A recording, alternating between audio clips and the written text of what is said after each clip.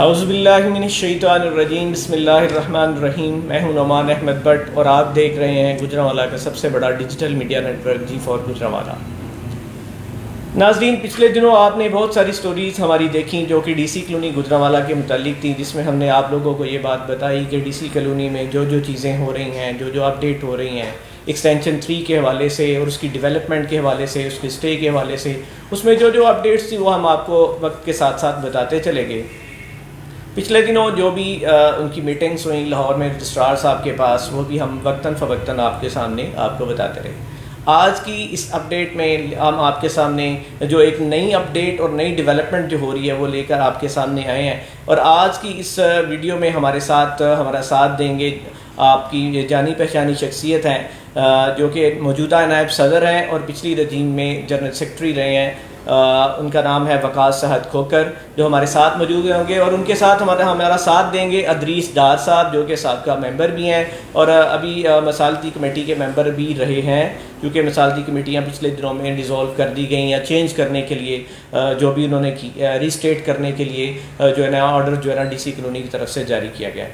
इसमें हम अभी बात करेंगे फ़र्स्ट ऑफ़ ऑल वकास सहद खोकर साहब के साथ और उनसे पूछेंगे कि मौजूदा जो सूरत हाल है उसमें अभी क्या अपडेट्स हैं आपके पास। जो इन्वेस्टर्स हैं, जिन लोगों ने अपने यहाँ पे प्लाट्स लिए हुए हैं, वो लोग क्या करें और उनको क्या करना चाहिए। इन्वेस्टर जो परेशान है उनको आप तसल्ली देंगे या वाकयातन कोई अलार्मिंग चीज़ है? जी वकास साहब। जी बिस्मिल्लाहिर्रहमानिर्रहीम। सबसे पहले शुक्रिया नुमान भाई ऑन बोर्ड लिया और इस सिचुएशन पे बेसिकली जी एक्सटेंशन 3 की DC कॉलोनी की एक रीढ़ की हड्डी के मानित रखता है। यहाँ पे जिस तरह DC कॉलोनी एक ब्रांड बन गया हुआ है, DC कॉलोनी एक्सटेंशन 3 में बार लोगों ने इन्वेस्टमेंट की है और इंशाल्लाह ताला जिस तरह DC कॉलोनी फेज़ 1-2 डेवलप हुआ, इसी तरह DC कॉलोनी एक्सटेंशन 3 भी डेवलप होगी। बहुत से मामला थे जिनको सॉर्ट आउट किया गया। नक्शा जो था वो पिछली रजीम में जमा हो गया था, अप्रूवल जो है वो इस रजीम में आके हमें वो मिली। जो अप्रूवल मिली वो कुछ बेसिक जो GDA की रिक्वायरमेंट थी कि जो आपके साथ ज़मीन जो है वो अटैच होती जा रही है, मतलब जिसका लिंक एक दूसरे से है, उसकी अप्रूवल उन्होंने हमें जो है वो दे दी थी। तकरीबन वो 25,500 कनाल के आई है। इसके साथ ही जो है वो जो बाहर ज़मीन रहेगी वो हम वर्किंग उस पर कर रहे हैं कि वो भी इसी PP के अंदर और इसी प्लान के अंदर वो शामिल हो जाए, ताकि ये इकट्ठा जो है इसकी एक अच्छा बैच बन जाए और इकट्ठी जो है इसकी जो है बैलेटिंग जो है वो हो सकेगी इसमें। युगा साहब, ये बताइएगा कि अभी जो PP जो आपको GDA की तरफ से अप्रूवल मिल चुकी है, क्या वो आप एक्वायर कर चुके हैं लैंड? जी, जो अप्रूवल हमें मिल गई हुई है वो 100% जो है वो सोसाइटी के नाम जो है वो ज़मीन हो गई हुई है। बेसिक इसमें जो पैसे की इन्वॉल्वमेंट नहीं है। एक फार्मूला जो रजिस्ट्रार कोऑपरेटिव ने हमें दिया, उसके तहत जो है हम ज़मींदार से ज़मीन जो है वो परचेज करते हैं और उसके इवज़ जो है वो फाइलें उनको दे देते हैं। उसमें मुख्तलिफ दौरों में मुख्तलिफ जो है वो फार्मूले चलते रहे। उसमें 90-10 का भी फार्मूला था, 50 मरले का भी फार्मूला था, फिर बाद में 60 मरले का भी फार्मूला आया, जो ज़मींदारों को हमने जिनके एवज आप उस फार्मूले के तहत आप चीज़ परचेज़ कर रहे हैं, वो रकबा आप एक्वायर करते हैं, उसके मतलब अगेंस्ट आप फाइल जारी करते हैं जो कि सिक्योरिटी के तौर पर आपने एक उसका नाम रखा हुआ है, क्योंकि आपके बायलाज नहीं है, ये आप जारी नहीं कर सकते। मुझे ये बताइएगा कि जो सेक्रेटरी है उसका क्या किरदार होता है सोसाइटी के अंदर? ख़ास तौर पर अगर मैं बात करूँ तो आपकी सोसाइटी के बायलाज में कोऑपरेटिव के अंदर जो सेक्रेटरी है उसका क्या किरदार है? सेक्रेटरी जो है जी मेन जो है backbone of the management of the society जो है वो सारा सेक्रेटरी के पास होल्ड है। एम्प्लॉइज सारे सेक्रेटरी के अंडर है, मैनेजमेंट सारी सेक्रेटरी के पास है। जो प्रॉपर्टी या जो एसेट सोसाइटी के हैं वो भी सेक्रेटरी उनका स्टेक होल्डर है। सेक्रेटरी ने उनको देखभाल सारी करनी होती है।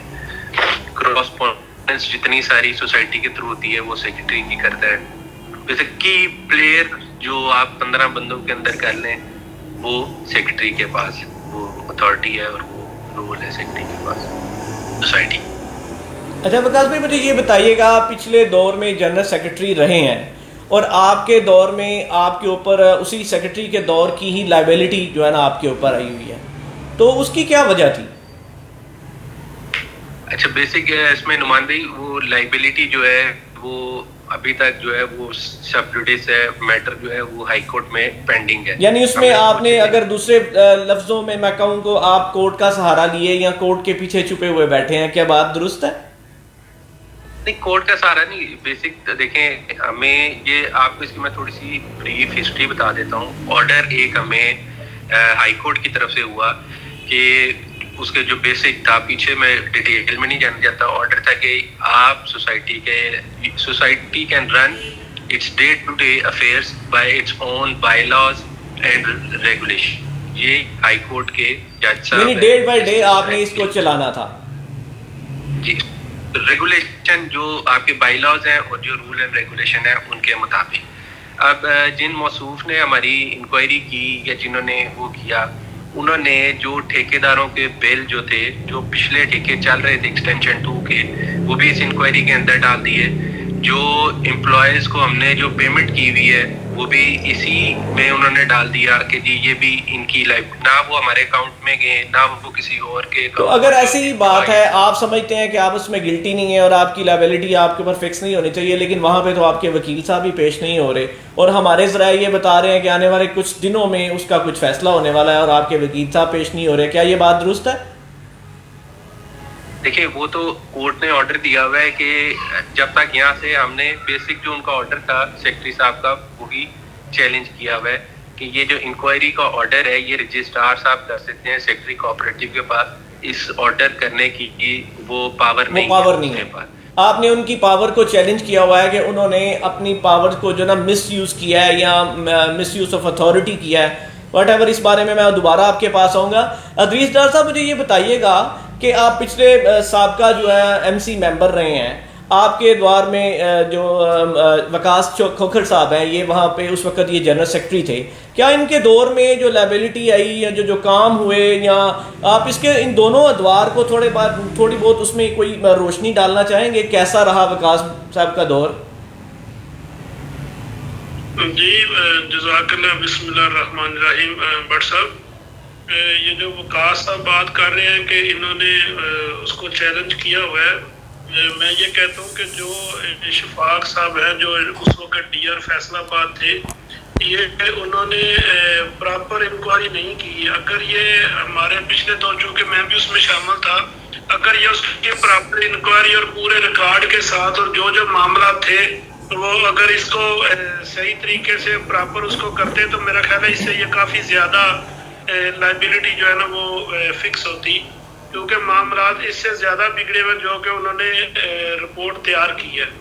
ये इन्होंने ये बात ठीक है, इन्होंने रिपोर्ट को आज तक इन्होंने एक्सेप्ट तो नहीं किया, लेकिन जो उन्होंने रिपोर्ट बनाई है वो बाकायदा इन्हीं से लिए हुए रिकॉर्ड के मुताबिक बनी है।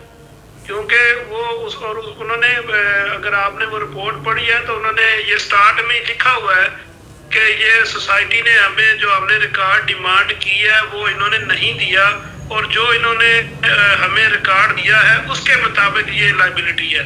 अगर ये डीआर को उनकी डिमांड के मुताबिक ये देते तो मैं ये समझता हूँ कि ये जो अभी 1 अरब 31 करोड़ की है, ये राउंड अबाउट 3 अरब चली जाती है। तो ये बात तो ठीक है कि वो जो तनख्वाहें हैं, जो बाकी मामला हैं, वो तो ज़ाहिर है आपने एक रेगुलर सोसाइटी में वो करने होते हैं, वो ज़ाहिर करने पड़ते हैं, लेकिन ये है कि उन्होंने इसको ये अगर प्रॉपरली वो करते तो मेरा ख्याल है ये 3 अरब के करीब जाता। चलें जी, ये तो रजिस्ट्रार ने इंक्वायरी की, उन्होंने लाइबिलिटीज फिक्स की, इनके ऊपर इन्होंने जो भी किया वो कोर्ट डिसाइड करेगी या रजिस्ट्रार डिसाइड करेगा। मुझे ये बताइएगा कि वकास भाई, आपने अपने आपके जो आप कन्वेनर भी हैं स्कूल कमेटी के, तो कमेटियां पिछले दिनों में ख़त्म भी कर दी गई हैं, तो मुझे ये इस बारे में एक सवाल यहाँ पे पैदा होता है कि ये क्या इबहम है, इस बारे में महाज क्यों खड़ा किया जाता है आपके बारे में कि आप स्कूल कमेटी के जो है ना वो कन्वेनर हैं, हालांकि आप नायब सदर भी हैं इस वक्त मौजूदा रजीम में, इसकी क्या वजह है? लेकिन जिधर कोई डेवलपमेंट हो ना नुमान भाई, उधर फिर वो शोर शराबा जो है वो हो जाता है। वो कह रहे हैं खिलाड़ी जो है वो खेलते हैं और तमाशाई जो है वो शोर करते हैं। स्कूल में जब मैंने एज एन कन्वीनियरशिप पहले भी एज एन सेक्रेटरी भी मैं स्कूल को देख रहा था जब पिछले टेन्योर में, अभी आके स्कूल को एक और हमने जो है वो स्कूल की ब्रांच जो है डीसी कॉलोनी में इनॉग्रेट की टॉडलर्स के नाम से। वहाँ पे प्ले ग्रुप के बच्चों के लिए एक स्पेशल अलग स्कूल ब्रांच बना दी गई। सारे स्कूल को जो है हमने सोलर पे जो है दोनों ब्रांचेस को शिफ्ट कर दिया। जो 25 से 30 लाख रुपया महीने का स्कूल का बिल आता था वो इस साल गर्मियों में वो जीरो हो जाएगा। बिल्कुल सारे स्कूल को हमने शिफ्ट कर दिया। नीचे जो है हमने बेसमेंट में स्कूल की क्लासेस और बनाई, मतलब तकरीबन 1200 बच्चा, 700 बच्चा था जब मैंने यहाँ पे जब किया, उसके बाद 1200 बच्चे यहाँ पे हो गए। और अल्हम्दुलिल्लाह इस साल का जो रिजल्ट फेडरल बोर्ड का आया है, गुजरांवाला डिवीजन में नूर स्कूल ने उसमें टॉप किया है 1000 और मेरे 90 मार्क्स जो है वो। ठीक है, आपका रिजल्ट बहुत अच्छा है। लेकिन दूसरी तरफ अगर देखा जाए तो बीकन हाउस स्कूल की को आपने एक ये कॉन्ट्रैक्ट पे दिया और उनके साथ आपने एक ने मुआहदा किया आपने, और उस मुआहदे में जहाँ तक बहुत सारी बातें की जाती हैं कि उसमें कुछ अंडर टेबल किया गया, उनके कोई चीज़ें आपने उनके साथ फिक्स नहीं की। हालांकि वो बिल्डिंग जो है वो बाकायदा डीसी कॉलोनी के जो स्कूल को एक्सटेंड करने के लिए, गर्ल्स एंड बॉयज़ ब्रांच को सेपरेट करने के लिए बनाई गई थी। उसके ऊपर कॉलोनी के मेंबरान का अरबों रुपया जो है ना वो एक्सपेंस आया, और अभी वो बिल्कुल खंडरात की शक्ल बन चुकी है। उसके ऊपर स्टे हुआ, उसकी क्या वजह थी? आपने क्यों मतलब बीकन हाउस स्कूल के साथ उनके साथ ऐसा कॉन्ट्रैक्ट किया जो कि डीसी कॉलोनी के मेंबरान के मफाद में नहीं था? नुमान भाई, उसमें बेसिक जो है डीसी कॉलोनी ने रेवेन्यू शेयरिंग का कॉन्ट्रैक्ट किया था बीकन हाउस के साथ। मैं आपको बता दूं, बाबडा टाउन गुजरांवाला में इनके साथ भी उन्होंने रेवेन्यू शेयरिंग की, वो भी कोऑपरेटिव हाउसिंग सोसाइटी थी चल रही। लाहौर में मॉडल टाउन भी कोऑपरेटिव है, वहाँ पे भी रेवेन्यू शेयरिंग का ऐसे ही प्रोसेस चला। 23% हमने उनके साथ रेवेन्यू शेयरिंग किया था, और ये हमने इस पे सारी पूरी प्रॉपर वर्किंग करके की थी। अगर मैक्सिमम उनके तक 1000 बच्चा तक जाता है तो तकरीबन 40 से 50 लाख रुपया सोसाइटी को उसमें इनकम होनी थी, और ये रेवेन्यू शेयरिंग पे होनी थी। मतलब उन्होंने अपने एक्सपेंडिचर इससे बाद निकालने थे। लेकिन आपने ये चीज अपने एजीएम में क्यों नहीं लेके आए थे? देखें, वो एजीएम से इसकी बेसिक जो एक मिस्टेक हमसे हुई थी, हमने ऐड दिया था, वो दे दिया था रेंट का, और बाद में जो वर्किंग हुई या हमें यहाँ पे जो डीआर थे, राना शकूर साहब तब डीआर थे, उन्होंने कहा जी अगर आप जॉइंट वेंचर उनके साथ कर लें तो वो ज्यादा बेहतर है कि रेवेन्यू शेयरिंग, जितना उनका रेवेन्यू बढ़ता जाएगा उतनी परसेंटेज आपकी जो है वो बढ़ती जाएगी। उसमें कुछ दोस्तों का इतराज आया था कि जी टैक्स के मामला सोसाइटी को पड़ेंगे, और ये जितने एक्सपेंडिचर थे सारे उन्होंने करने थे। टैक्स का एक ऐसा मामला है कि अगर किराएदार भी जो है वो अपनी घर या दुकान जो है वो रेंट पे देता है, तो जो उसके ऊपर टैक्स, प्रॉपर्टी टैक्स या दूसरा पड़ता है, वो मालिक मकान को ही पड़ता है। उसमें सिर्फ आपके मुताबिक इसमें टैक्स का ही इन्फ्लुएंस था, मतलब टैक्स की ही प्रॉब्लम थी जिस वजह से ही हुआ। जी दरीजदार साहब, आप इस बारे में क्या कहते हैं? क्या ऐसा ही है? हालांकि मेरे मुताबिक या मेरी इंफॉर्मेशन के मुताबिक जो आपका टेन्योर होता है वो 3 साल का होता है, और विकास भाई आपने इसको एक्सेस किया कि 3 साल का आपका टेन्योर था, जबकि आप कॉन्ट्रैक्ट 25 साल का उनके साथ कर रहे हैं। दरीजदार साहब, आप क्या कहेंगे इस बारे में?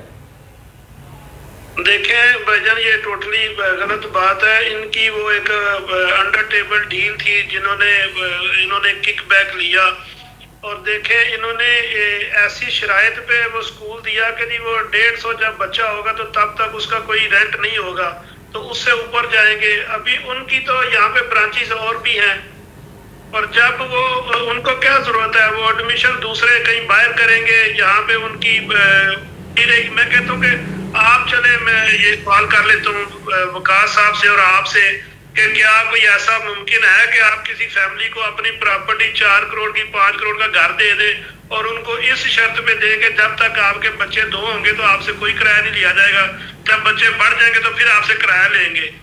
ये किसी की जाती नहीं है कि ये हमारी अरबों की प्रॉपर्टी है और उसको बगैर रेंट पे दे दिया सिर्फ एक जाती मुफाद के लिए और अपने पर्सनल लालच के लिए ये सब कुछ किया गया। और देखें, सबसे बड़ी तो ये है कि ये हमने बिल्डिंग बनाई क्यों थी? ये हमने इसलिए बनाई थी कि इस स्कूल के हम बच्चे और बच्चियों को अलहदा करें ये हमारी बहुत बड़ी ज़रूरत है। ये जो तादाद बता रहे हैं कि 700 से 1200 हो गई, ज़ाहिर है जूँ ये आबादी बढ़नी थी, स्कूल में बच्चों की लामाला उसकी तादाद जो थी वो उसने ऊपर जाना था। तो ये हमारी सबसे बड़ी ज़रूरत थी कि हम बच्चे और बच्चियों को अलहदा करें। अभी भी हमें देखें ये प्रॉब्लम है कि हमारे जो नूर स्कूल अभी मौजूद है बिल्डिंग, उसमें बच्चे और बच्चियाँ एक ही क्लास में बैठते हैं। तो उनको सेपरेट करने के लिए हमने ये बिल्डिंग बनाई थी, ना कि किसी पर्सनल किसी के मफाद के लिए, और ना ही हमने ये बीकन हाउस को इस शर्त पे देने के लिए कि वो बच्चों की तादाद पे उनको देते हैं कि जब इतने बच्चे होंगे तो आप फ्री इसको रखेंगे, और जब इनकी तादाद बढ़ जाएगी तो फिर आपसे जो है ना वो किराया वसूल किया जाएगा। इधर जो बेसिक एक तो कोई लालच नहीं था अल्फन बयान, ना कोई किक बैक, अल्फन बयान कर रहा हूँ, ना कोई किक बैक वहाँ से लिए गए। इल्ज़ाम लगा जिस फैमिली का वो स्कूल है या जिस फैमिली की वो चेन है, वो इस तरह के काम, ना मेरा उस फैमिली से तल्लक है कि मैंने किसी किक बैक के लिए ये किया। स्कूल लेके आए, ब्रांड आते हैं सोसाइटियों में, वो इसलिए लेके आए। जब स्कूल यहाँ पे बंद हुआ, 130 बच्चे यहाँ पे पढ़ रहे थे जब ये स्कूल यहाँ से बंद हुआ।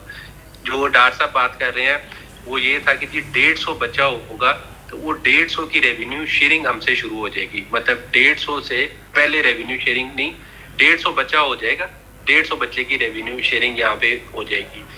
तो वो 130 बच्चे हो गए थे मेरे महीने के अंदर अंदर। जो दूसरी ब्रांचेस से जो जा रहे थे बच्चे, मतलब जो पाम ट्री में जा रहे थे या कैंट ककड़ के जा रहे थे, वो सारे इधर शिफ्ट कर रहे थे। हमारा जो कॉन्ट्रैक्ट था, जो बच्चा इधर पढ़ेगा उसका जो है उन्होंने हमें यहाँ पे रेवेन्यू शेयरिंग जो है वो हमारे साथ। आप इस बात को डिनाई करते हैं कि जो डार साहब ने कही है कि जिसमें 150 के करीब जब बच्चे होंगे देन उसके बाद आपका जो उनके साथ जो है ना रेवेन्यू शेयरिंग शुरू होगी?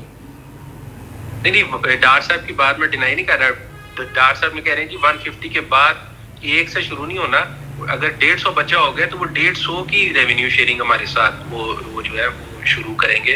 फिर इसमें सोसाइटी के जो बच्चे पढ़ने थे उनको 20% फीस वेवर मिल रहा था। मतलब अगर 20% उनकी फीस कम होनी थी, जो सोसाइटी के बच्चे थे 100 बच्चा जो हर साल उन्होंने करना था सोसाइटी का, अगर 100 एडमिशन होता है तो उनकी 20% जो है वो फीस कम होनी है। और नूर स्कूल की डॉक्टर साहब बात कर रहे हैं, नूर स्कूल 5th क्लास से ऑनवर्ड जो है वो को एजुकेशन खत्म हो गई हुई है। लड़कियां अलहदा पढ़ रहे हैं और बॉयज जो है वो अलहदा पढ़ रहे हैं।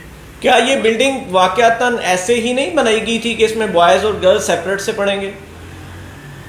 ये बिल्डिंग जो है ये बॉयज और गर्ल्स की थी, लेकिन रेवेन्यू बेसिक जो प्रॉब्लम डीसी कॉलोनी को फेस हो रहा है, हमारा रेवेन्यू का जनरेशन ऑफ रेवेन्यू जो है वो अब फेस कर रहे हैं। हमने रेवेन्यू जनरेट करना है। जो लोगों से हम सर्विसेज चार्जेस हैं वो भी प्रॉपर्ली कलेक्ट नहीं कर सक रहे, किराए जो हैं वो भी डिले है, अखराजात जो है वो सोसाइटी के बहुत ज़्यादा है। तो जितने मैक्सिमम अगर हम रेवेन्यू के सोर्स या जराए बनाए उतना ही सोसाइटी। आपका मतलब ये कहने आपने ये स्कूल जो है ना उसकी जगह, उसकी बिल्डिंग, उसकी जो प्रॉपर्टी थी अपनी सोसाइटी की, उसको रेंट आउट नहीं किया था, बल्कि आपने उनके साथ एक बिजनेस के तौर पे शुरू किया था कि उनका जो रेवेन्यू जनरेट होगा उसमें एक तो परसेंटेज आपको आएगी और दूसरी आपने जो सोसाइटी के बच्चे उसमें पढ़ेंगे उनको 20% इसमें से डिस्काउंट मिलेगा। जी जी बिल्कुल जी डार साहब। कोई भी बिजनेस अगर आप प्रॉपर्टी बनाते हैं तो उसको रेंट या किसी के साथ शेयर करने से हम उसे खुद क्यों नहीं करते? ये तो हमारे बाई लाभ है कि हम स्कूल, कम्युनिटी सेंटर और हॉस्पिटल किसी को दे ही नहीं सकते। ये तो रजिस्ट्रार ने इस पे स्टे ही इसी बात पे दिया था कि ये 3 काम तो लीगली हम कर ही नहीं सकते, हम किसी को नहीं दे सकते। जो बिजनेस हम किसी की को देखें, हाँ ये चीज जरूर है कि आपके पास जो हमारे पास एरिया ओपन है, हम बीकन उसको दें जगह कि वो अपना स्कूल बनाए, वो बीओटी करे, बिल्ट ऑपरेट और ट्रांसफर वो जो पॉलिसी होती है उसको करे। हम खुद बिल्डिंग बना के उसको 1 अरब रुपया, 1 अरब से ज्यादा लगा के, तो हम उसको खुद उस पे ऊपर इनकम करने की बजाय हम किसी को क्यों दे रहे हैं कि आप हमारे साथ शेयर करो? हम खुद क्यों नहीं चला रहे? अगर हम खुद चलाएं तो उसमें ज्यादा उसमें अगर सोसाइटी इसको खुद स्कूल को चलाए, जिस तरह के नूर स्कूल चलाया जा रहा है, अगर सोसाइटी इसको खुद चलाती है तो ऑब्वियसली वो तो बेनिफिट कम्प्लीटली 100% जो है वो सोसाइटी को ही आएगा। लेकिन बीकन हाउस चूँकि एक चेन है उसको यहाँ पे लाया गया, जो मेरी समझ में बात आई है कि उसके लिए जो अंडर हैंड की बात है वो आपकी और उनकी है, मैं उसमें कोई मतलब अपना पॉइंट ऑफ व्यू नहीं देना चाहूँगा। अच्छा वकार भाई, मुझे यहाँ पे एक और चीज़ मुझे बताइएगा, आपके साबका दौर में जब आप सेक्रेटरी थे उस वक़्त एक जगह एक्वायर की गई थी जो कि रकबा डीसी कॉलोनी के नाम था, बल्कि नाम से तो आगे बात निकल चुकी थी, इंतकाल भी डीसी के नाम पे था, कब्ज़ा भी डीसी कॉलोनी का था। आपको आपके उस दौर में आपको उसका दिफा करना चाहिए था, दिफा करने की बजाय आपने उसकी फ़ाइलें जो है ना वो निकाली, जिसमें फ़ाइलें जो अगली पार्टी को भी दी और उसमें आप लोग खुद भी मुस्तफ़ीज़ हुए। क्या इस बात में कोई सदाकत है?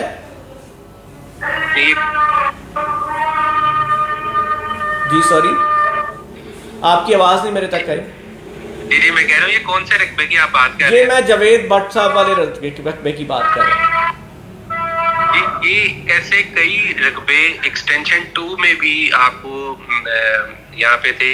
देखिए जो सबसे बड़ी गलती हुई सोसाइटी की, जब सोसाइटी के नाम जगह का इंतकाल ही नहीं हुआ था, उसमें कंटोनमेंट बोर्ड ने सोसाइटी का नक्शा पास किया। उसके बाद जो यहाँ पे मैनेजमेंट थी जो 2016 तक रही मैनेजमेंट, उसने उन जगहों में से लोगों को प्लॉट अलॉट किए। वो लोगों को क्यों उन्होंने प्लॉट अलॉट किए? अभी भी ऐसे रकबे हैं जो 2008 की अलॉटमेंट हुई है, तो यहाँ पे लोगों को वहाँ पे अभी तक कब्जा नहीं मिल सका। लोगों ने जाके वहाँ पे स्टे ले लिया, इंतकाल नहीं चढ़ा। अगर ये कुछ मुआहदे जो हमने किए वो मुआहदे पहले भी होते रहे, और जो हमने किए अगर वो हम मुआहदे ना करते, कुछ मुआहदे ADCR की हिदायत पे हुए, कुछ हाई कोर्ट की हिदायत पे हुए, तो आज जो एक्सटेंशन 2 जो पोजेशन लोगों को मिल चुका है वो कभी ना वहाँ पे पोजेशन मिलता, लोग वहाँ पे कभी घर ना बना सकते।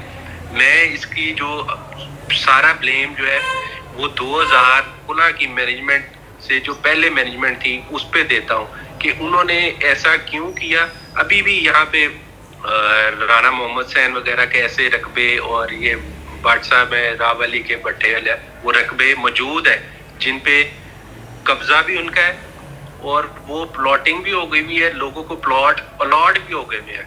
वो बहु आजम वाले रकबे की बात कर रहे हैं, जो रावली वाले जो उनकी कमर्शियल की जो आप प्लॉट दिए गए हैं जी, बहु आजम वाले रकबे की बात कर रहे हैं?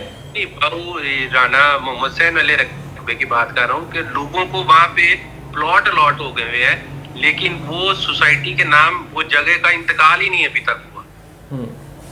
लेकिन वो इसी तरह से है ना कि वो अभी देखे ना, वो दोबारा से वो सोसाइटी जो मैं बात कर रहा हूँ जावेद भट्ट साहब वाली, इनका वो एक्सटेंशन 2 में रकबा था, उसमें 2 एकड़ थे उनके, जिसमें आपने 2 कमर्शियल फाइलें उनको दी हैं, 3 आप लोगों ने भी वो पता नहीं कौन लोग हैं जो आप में से जो मुस्तफीज हुए हैं, और उसके बाद अभी तक वो जगह भी जो है ना वो डीसी का कब्जा नहीं मिला। उन्होंने रजिस्ट्रार के पास जाके इसका स्टे भी लिया हुआ है, उसकी मतलब चल रहा है वहाँ पे जो एग्रीमेंट जो किए पिछले टर्न्योर में, उन सारों का रकबा कब्जा जो है वो मिल गया हुआ है, पोजेशन मिल गया हुआ है, सोसाइटी के पास इंतकाल चढ़ गया हुआ है।